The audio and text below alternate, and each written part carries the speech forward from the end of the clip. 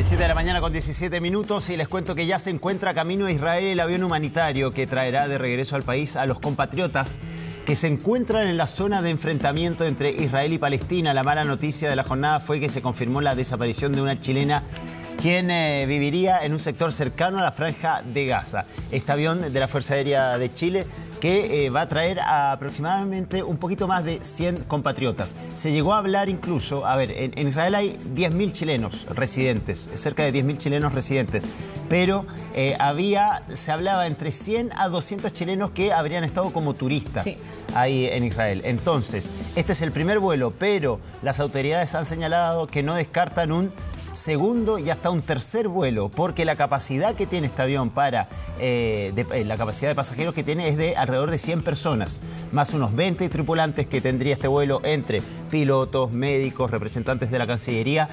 Sería necesario entonces hacer tal vez un segundo y hasta un tercer vuelo para poder repatriar a estos turistas chilenos que están en la zona de conflicto, que están varados ahí en ese país, en Israel, y que lo único que quieren, Karina, es regresar cuanto antes debido a este estado de guerra que hay ahora en la zona. Claro, el avión que partió, que es el que estamos viendo en imágenes de la Fuerza Aérea de Chile, tiene capacidad para 109 pasajeros, entre quienes se van a regresar y la tripulación también. Y por lo tanto, por eso se planeaba realizar un segundo vuelo, considerando los 205 personas que están como turistas allá. Ahora, también habrá que agregar aquellos que a lo mejor, aún estando como residentes allá, definitivamente no se quieren quedar y se van a devolver a nuestro país, y no sabemos ahí si es que se pueden hacer las gestiones también para que se sumen a estos vuelos humanitarios. 5 escalas va a ser este avión hasta llegar a Israel, y hoy día, durante la jornada, debiera ya arribar pasado el mediodía, hora chilena, a Israel, y por lo tanto emprender ya esta operación para traer de regreso a nuestros compatriotas. Tenemos declaraciones sobre este vuelo humanitario, las revisamos a continuación. La cantidad inicial que manejamos hasta el minuto son de 205 personas que tienen la necesidad de salir, pero esa cantidad han ido variando con el traspaso de las horas, por lo tanto podría aumentar o disminuir. Es una coordinación que estamos haciendo con Cancillería para poder sacarlos a todos a Chile, porque no sabemos si es que algunos se van a quedar en Europa. Esa información aún Cancillería no la tiene, y es una administración que tenemos mientras en nuestro vuelo vaya en camino a Ben Gurión, que es el aeropuerto de Tel Aviv. Porque pasa también, Karina, que muchos de estos turistas chilenos obviamente ya tenían algún pasaje para... Un itinerario. Un itinerario para volver a Europa, algunos de ellos para volver a nuestro país, pero muchísimos vuelos comerciales han sido suspendidos a Israel después de que el Estado de Israel le declarara la guerra a Hamás ahí en la Franja de Gaza. La tensión es total en estos momentos ahí en Israel, en la Franja de Gaza, y recordemos incluso que hay una chilena que está desaparecida, secuestrada por los miembros de Hamás, que entraron a su kibutz disparando absolutamente todo. Ella se llama Lorena Garkovich, tiene 47 años y también estaría secuestrada junto a su esposo de nacionalidad española, Iván Iyarramendi, de 46 años. Ella, en este kibutz donde vivía, que es una pequeña comunidad, es como un condominio autosustentable, que es un modelo de condominios muy típico allá en Israel, tienen sus refugios antiaéreos a los cuales deben correr en cuestión de segundos cuando empiezan a caer los misiles que vienen desde la Franja de Gaza. Ellos hicieron eso. Fueron hasta el refugio antimisiles para refugiarse, pero esta vez no eran misiles los que estaban cayendo, sino que eran los mismos miembros de Hamás que habían penetrado en territorio israelí. Llegaron por tierra, se metieron a esta comunidad, entraban a las casas, mataban a quienes estaban dentro de sus casas, y contaban que en el kibutz donde ella vivía, estos son refugios antiaéreos que están completamente blindados para soportar la caída de bombas y misiles.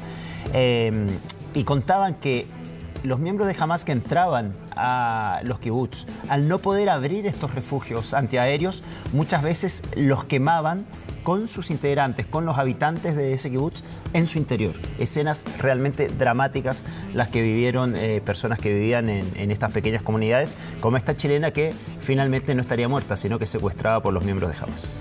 Vamos a, por supuesto, esperar que haya noticias positivas sobre su paradero, pero mientras tanto revisamos declaraciones de chilenos que están en Israel ante este vuelo humanitario que va a llegar a eso de entre las 11 y las 12 del día, hora chilena, al aeropuerto de Ben Gurión en Israel. Ya estamos en el listado del avión humanitario y decirles que cómo funciona esto, van por prioridad, embarazadas, ancianos, gente con problemas, de los cuales nosotros no somos prioridad por ahora, excepto estas dos mujeres que están ahí. Pero ya se va a hacer una lista y se supone que a medida que se pueda van a ir despachando a las personas. Nos queda solamente esperar, tener paciencia. De mañana no sabemos muy bien lo que vamos a hacer con respecto a cómo y dónde va a ser nuestra espera, pero ya estamos confiados de que por lo menos hay algunas luces de que podemos empezar a volver. Ahí está, lo tomaban con bastante más optimismo y tratando también de entender este criterio, ¿no? Porque aquí se va, como decíamos, hay 200 personas, 205 para ser más exactos, y el vuelo tiene capacidad para 109, considerando además la tripulación. Por lo tanto, se tuvo que hacer una priorización que la hizo el consulado, y de esa manera establecer cuáles eran las personas que tenían que salir primero y quiénes tenían que esperar. Por lo tanto, ese orden tiene que respetarse, pero sin duda yo creo que para ellos fue esperanzador saber que el avión va en camino, ¿no? Claro que sí. Esta es una imagen completamente en vivo que nos llega desde la Franja de Gaza, donde permanentemente han estado cayendo bombas y misiles disparados por el ejército de Israel. Desde Israel han dicho que habrá más ataques, mientras que el grupo Hamas, que gobierna la Franja de Gaza, han dicho que van a matar a cada uno de los rehenes a medida que Israel continúa atacando la Franja de Gaza. Y no solamente los iban a matar, sino que todo esto lo iban a transmitir en vivo cada vez que Israel decida mandar una bomba, un misil para atacar ahí a la Franja de Gaza. Ahora, la situación es extremadamente violenta en la zona, con una crueldad extrema también, y por lo tanto lo que buscan los chilenos que están en Israel es poder chequear si están todos a salvo, que se hagan las gestiones necesarias para poder ubicar a aquellas personas que están desaparecidas y que se puedan resguardar. Sobre todo la comunidad de chilenos que vive en Israel está muy preocupada de eso, de que se puedan tomar medidas para poder garantizar la integridad de nuestros compatriotas viviendo allá. Tenemos declaraciones de Gabriel Colodro, presidente de la comunidad chilena en Israel, sobre específicamente uno de los temas que más preocupa en este minuto, el paradero de Loren Garkovich, esta chilena que está desaparecida en Israel junto a su esposo. Una situación muy compleja, evidentemente. Yo creo que para cualquier padre, para cualquier familia, enfrentar una situación de no saber si tu hijo está con vida o no.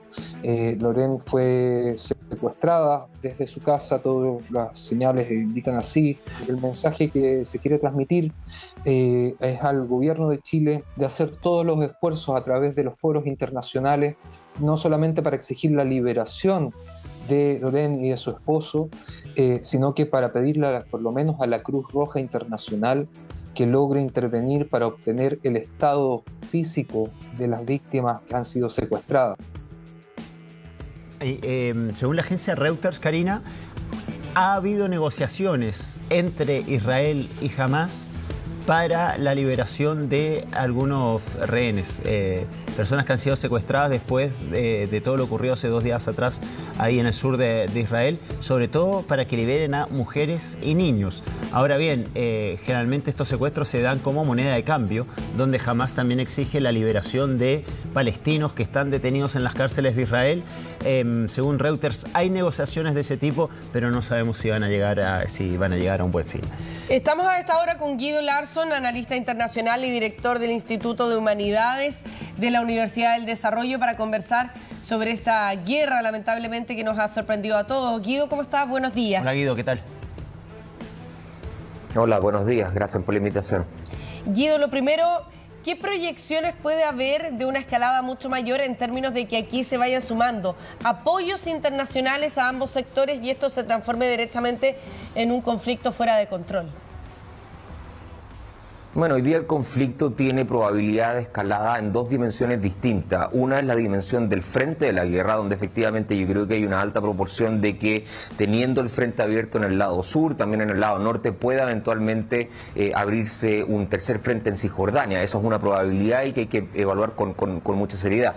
Luego está la pregunta si este conflicto puede amplificarse a nivel regional. Yo, a mi modo de ver, lo veo poco probable. Creo que todavía el conflicto está contenido en el teatro de Gaza, ¿no es cierto?, también en el teatro del norte de Israel y el sur del Líbano.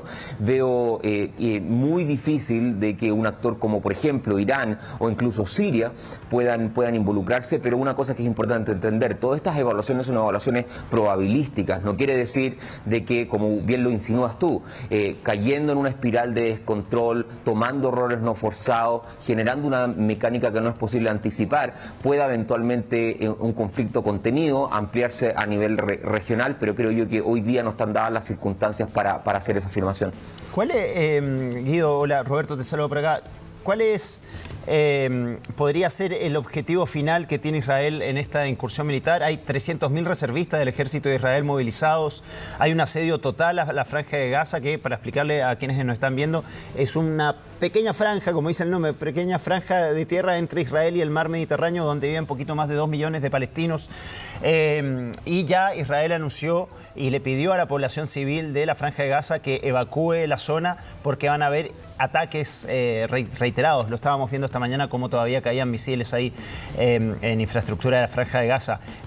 ¿Cuál podría ser entonces el objetivo final que tiene Israel en esta nueva incursión militar? Bueno, esa es una buena pregunta, porque en general el instrumento militar tiene siempre un sentido de orden político. Por ahora, lo que ha declarado tanto Netanyahu como su ministro de Defensa es intentar desmembrar fundamentalmente a Hamas. Y eso aparentemente es intentar eliminar la mayor cantidad de miembros de la organización como sea posible. Pero luego viene el problema político. Gaza sigue siendo una zona básicamente enclaustrada, una especie de prisión. Los palestinos no tienen autonomía. Todo lo que entra y sale de Gaza forma parte finalmente de la benevolencia o no de Israel, y por ende el problema político va a seguir ahí. Independientemente de lo que sea la operación militar, está la pregunta de fondo, y la pregunta de fondo tiene que ver con cómo lograr garantizar seguridad y garantizar paz a la población israelí y también a la población palestina, y eso necesariamente obliga a repensar el conflicto y a repensar finalmente en discusiones que lleven a la paz y una salida que hoy día parece estar muerta, que es la salida de dos estados. Durante mucho tiempo se comentó de que la única manera en que se iba a poder lograr algún grado de estabilidad es que los palestinos tuvieran parte de territorio, los israelíes el otro, pero hoy día esa alternativa parece estar absolutamente enterrada. Por ende, yo creo que se va a requerir mucha imaginación para salir del conflicto, pero lo que es cierto es que el problema político no va a desaparecer independientemente de la magnitud de violencia y de esfuerzo militar que Israel realice en los próximos días. Una cosita, Karina. Tú planteas recién, Guido, que no lo ves esto como un conflicto que pudiera escalar a más países, sobre todo por el peligro que Irán pueda entrar en esta guerra. De ser así, si no se traduce esto en un conflicto regional, Israel tiene la capacidad militar para terminar esta guerra en poquito tiempo. Sí, un matiz, yo dije que probabilísticamente hoy día parece poco probable una escalada de conflicto a nivel regional, no lo estoy descartando, pero creo que las condiciones no son para eso ahora. Pero sí, si uno toma los marcos de referencia, particularmente el 2021, donde hubo una operación terrestre, pero sobre todo el 2014, donde también hubo una operación terrestre, la operación terminó en poco menos de 2 semanas. Dada la magnitud de hoy día, dada la ampliación de los objetivos militares que tiene Israel, y dada eventualmente también la resistencia que van a tener Hamas en su sistema de túneles, uno esperaría de que ese tiempo se ampliara aún más. No estamos naturalmente en condiciones de decir exactamente cuándo va a durar el conflicto, pero yo me estimo que va a ser por lo menos 2 semanas, tal vez un mes, pero todo va a depender de cómo las condiciones en terreno vayan evolucionando.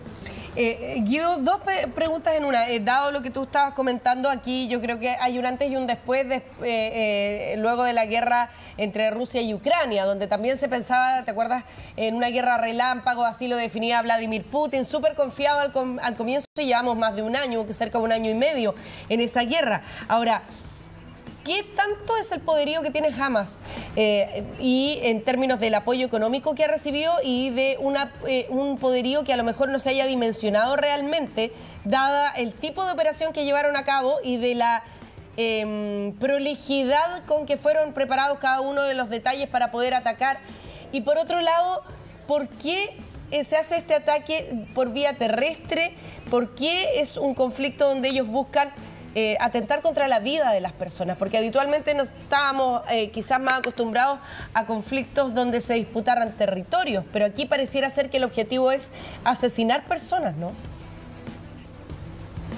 Claro, bueno, el poder, la noción de poder se expresa en muchas categorías distintas. Entonces hay un aspecto del poder que es el aspecto puramente militar, donde evidentemente Hamas tiene la desventaja, pero Hamas tiene la ventaja desde el punto de vista del terreno. Si esto va a una operación terrestre, naturalmente esto se transforma en una especie de guerrilla urbana, y ahí el problema es la manera en cómo el conflicto se torna asimétrico y cómo Hamas, que conoce el territorio, que maneja los túneles, puede tener algún grado de ventaja. Ventaja en términos relativos, estoy hablando de que puede causar muerte o daño a un ejército que es desproporcionadamente superior desde el punto de vista técnico. Ahora, respecto a la otra parte de la pregunta, bueno, es cierto, la táctica de carácter terrorista tiene precisamente dos tipos de objetivos. Uno es el objetivo de orden, llamémoslo así, de shock psicológico sobre la opinión pública, que a su vez pone presión entonces sobre el gobierno, buscando extraer concesiones, negociaciones, retroceso o digamos elementos que se encuentran entre medio de cada una de esas cosas. Y por segundo lugar, bueno, es en alguna medida una especie de táctica que es... A ver, quiero que se me entienda muy bien, es racional desde el punto de vista de los recursos que hoy día maneja Hamas y de la ideología que permea Hamas. Hamas ha dicho una y otra vez que no reconoce realmente diferencia entre un soldado israelí y, por ejemplo, un civil israelí, en términos de que concibe de que ambos son colonos ocupando tierra que para ellos es tierra sacra. Y eso, en alguna medida, orienta finalmente al conflicto al uso de tácticas que, bueno, son monstruosas, son barbáricas, son condenables, por cierto, pero ha ocurrido muchas veces en la historia y probablemente va a seguir ocurriendo si es que el problema político de fondo, vale decir, el conflicto palestino-israelí, entendido como la posesión territorial, no se resuelve. Sí, y también leía que jamás consideraba cualquier civil muerto o asesinado en Israel como también un efectivo militar, porque en Israel todos hacen el servicio militar, hombres, mujeres, un servicio militar que dura mucho tiempo, entonces consideran a cada israelí como un efectivo del ejército de ese país. Guido, ¿por qué ahora se da esto? ¿Por qué Hamas decide atacar de esta forma en estos momentos cuando la zona estaba relativamente tranquila y sabiendo que las represalias que pueden existir desde el lado de Israel hacia la Franja de Gaza pueden tener consecuencias nefastas también para la Franja de Gaza debido al poderío militar que tiene ese país? Sí, una pregunta difícil. Estamos todavía en un ámbito relativamente especulativo. Uno puede suponer de que dada la crisis en la cual estaba enfrentada el gobierno de Netanyahu quería realizar una reforma significativa a las Cortes y hubo mucha división respecto de eso, dada también el hecho de que había una porción de la fuerza militar israelí en realidad en Cisjordania, resguardando finalmente la ampliación de la colonización que existe en esa zona, y dado además el hecho de que hay fractura interna dentro de las agencias de inteligencia y dentro del aparataje militar de manera un poco más general. Por ejemplo, hace un par de meses atrás algunos miembros del partido de Netanyahu acusaban de que el Shin Bet se encontraba infiltrado por grupos de izquierda, y obviamente eso incide en la moral finalmente del grupo y puede haber traducido en una especie de desatención del problema. Pero acá hay una cuestión de oportunidad. Probablemente la planificación duró mucho tiempo. No creo que esto haya estado planificado para conmemorar los 50 años de Yom Kippur. Yo creo que eso fue simplemente una coincidencia, pero probablemente se conjugaron elementos adicionales de, llamémosle, de suerte, porque es muy difícil aceptar de que una de las agencias de inteligencia más sofisticadas del mundo no haya podido, digamos, estar al tanto tanto de lo que estaba ocurriendo. El día de ayer apareció una información donde Egipto habría estado advirtiendo a Israel de que algo problemático estaría organizándose en Gaza, pero Netanyahu hizo oídos sordos a esa advertencia debido a la crisis política en la cual estaba inserto. Va a haber que tener una investigación mucho más profunda para saber exactamente cuáles fueron las razones del éxito táctico que tuvo Hamas, pero sin lugar a dudas, como ustedes lo decían, esto marca un hito referencial, un antes y un después, al menos en el desarrollo del conflicto. Ahora hablemos del apoyo de Estados Unidos, que siempre es un tema a considerar, sobre todo porque a las horas de producido este ataque ya iba desplazando portaaviones, armamento bélico y un apoyo directamente a Israel. Ahora, ese gesto en particular, ¿ellos esperan que cause el efecto deseado o aquí evidentemente es porque es material que van a usar?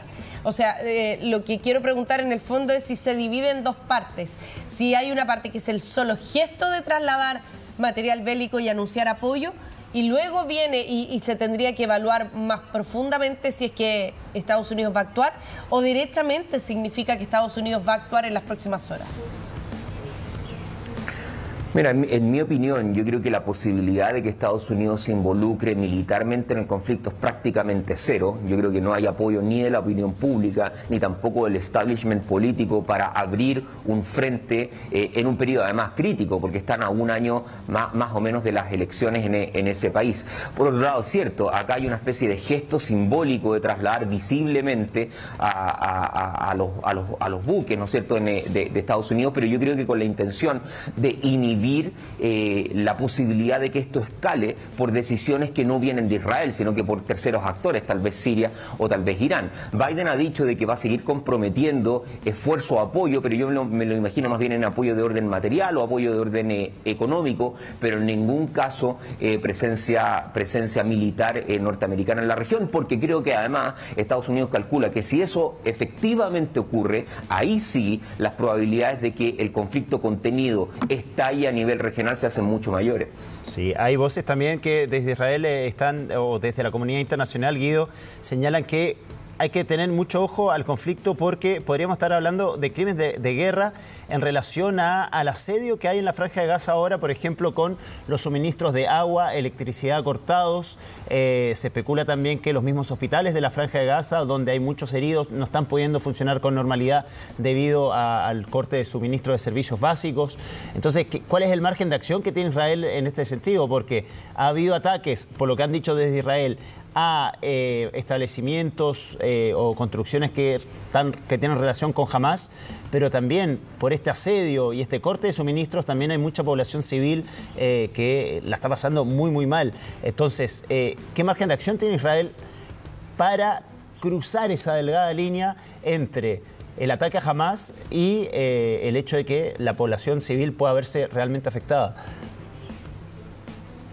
Claro, yo creo que la respuesta tiene una dimensión normativa y una dimensión, digamos, política fáctica. Desde el punto de vista político fáctico, yo creo que hay margen, digamos, de acción suficientemente amplio para que Israel entre realmente con fuerza, independientemente de las consecuencias potenciales a nivel jurídico que esto pueda tener. Esto ya ha ocurrido en otras ocasiones. Hay un acto de violencia contra ciudadanía israelí, el mundo finalmente se vuelca en apoyo, eso le entrega margen político a acción, pero ese margen político tiende a reducirse en la medida en que civiles van incrementándose en términos obviamente de su muerte. Hay, por ejemplo, ataques contra infraestructura civil y otros. Luego viene el tema normativo y tú tienes toda la razón. Acá no hay ninguna duda, pero absolutamente ninguna duda, de que se están violando las convenciones de Ginebra y que se van a cometer crímenes de guerra. Las declaraciones del ministro de Defensa el día de ayer respecto del asedio son absolutamente inauditas, porque no solamente está la pregunta en torno a qué es lo que busca, qué objetivo pretende finalmente con un asedio de este tipo, sino que está evidentemente el hecho de que en base a ese tipo de decisiones el apoyo a las acciones retributivas de Israel va a terminar disminuyendo. Amnistía Internacional, Human Rights Watch, también organizaciones propiamente israelíes como B'Tselem han puesto la alerta en torno a que sí, Israel tiene derecho a defenderse, pero esa defensa obedece a una estructura, obedece a un margen y tiene evidentemente límite. Y a mí me causa realmente mucha preocupación, por ejemplo, en que haya miembros de la propia coalición de Netanyahu y esto no es una exageración, o sea, quiero que se entienda de que esto es efectivamente real, que estén llamando a un bombardeo atómico sobre Gaza. Eso lo podemos buscar porque la declaración está.